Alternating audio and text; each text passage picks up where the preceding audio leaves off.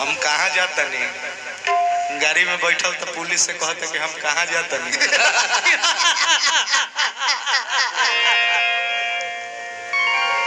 बहुत हार्ड बड़ा प्रदुमन भाई, बड़ी हार्ड बजर हार्ड रह।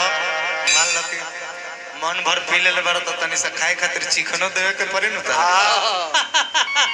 खड़ा होके दो प्रदुमन जी। हाँ प्रथुम प्रथुम प्रथुम बाल प्रथुम का धूप धूप। अरे मतलब कुछ गाना बजाने में क्वालिटी देखाओ।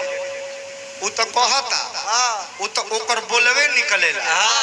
करधान धित्ता ई कुल ओइसने बेस वाला बोले निकली। प्रदुमन जी गति गंधा गति गंधा गति गंधा।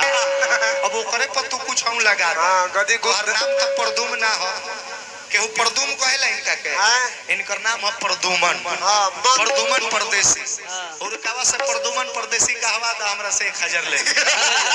प्रदुम होई बा प्रदुम प्रदुम तो भाई यार जबरदस्ती ये बात मारो बेक के बकरी बूम कहवावा तो शुद्ध नाम कहवा बोका बनावे वाला काम ना। दांते मत काट। हम कहत नहीं चिउटी काट लो लेकिन दांते मत। निमन से कलाकारी देखाओ। कलाकारी के मतलब का अभी जवनी क्रिकेट लागल है ई एगो झटका। यही मुर्गी के आज से 15 वर्ष पहले गायत्री ठाकुर जी मानव संस के उपाधि लेके स्वर्ग सिधार गए। वो नाचत ना रहा, बस खाली एगो क्वालिटी देखावा छोटा सा उतने में बुझाए कि मैं समय अनवे। उनकर कमर ना हिले, देह ना हिले, खाली कुर्ता के कोर हिला दे तो बुझाए कि एकदम ओहो। 3 गो ठोकर लगी धा धा धा गोलू कमर ना हिली, खाली कुर्ता है।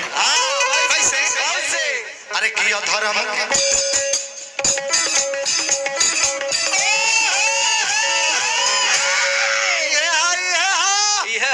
कोनो जरूरी नहीं है कि 2 घंटा अगरबत्ती बार के भगवान के गुहार पुकार करब तबे भगवान नहीं है। ज्ञानो देता रहता तारा बुझाता के भिलड़ी की बुद्धि बता रहा। कहता है कि माँ क्या है, पिता क्या है, माँ चूड़ी है तो बिंदी है तो लहठी है तो सुहाग है। तो कहता है कि माँ है तो कथी दूतर राग है, खिलौना है। तो कहता है कि पिता है तो सारे सपने हैं, पिता है तो कदू बाजार के सारे खिलौने अपने हैं। और बिल्ली उनका देखिए बुरबो का आदमी भैया पैसा दी हमरा के पहले। सुमन यादव बड़े भैया जिला परिषद साहब की ओर से 100 रुपया पुरस्कार। अच्छा ब्यास जी एगो बात बताई, पिता के लेवल कितना बड़ होला। माने एगो खिलौना से तू तुलना कर लो। बाबूजी एगो लड़का खातिर छत के फर्श है, घर के जवन छत होला, जवना घर में छत ना रहेला तो हल्का झीसियो कुही पड़ी तो वो जे में बैठल बा ओकरे कपड़ा पर। तो बाबूजी ऐसा छत हमें कि कोनो आन्ही बेयार के तनो हवा पानी होला अपना बाल बच्चा पर ना जाए देवेले, अपना पार कर ले। वो आदमी के तू कहता रहो कि पिता है तो सारे खिलौने अपने हैं। मान ली कि बाबूजी 10 गो खिलौने किने के साहस रखता रहे, कोनो गांव वाला 20 गो खिलौने किन लेलस तो बाबू के पदुन के हो जाए। ऐसा तुलना देखे ब्यासी ई सब गलत बात है। बात ऐसा कहीं कि लोग के प्रभाव पड़े, दुर्भाव ना देख ले। एकरा ज्ञान का तना बतावे चले ए बगर महिष मती आ गइल बड़ी हो के कोर से महिष मती। अच्छा बड़े भैया सुमन यादव जी जिला परिषद बैठा महिष मती भूलली।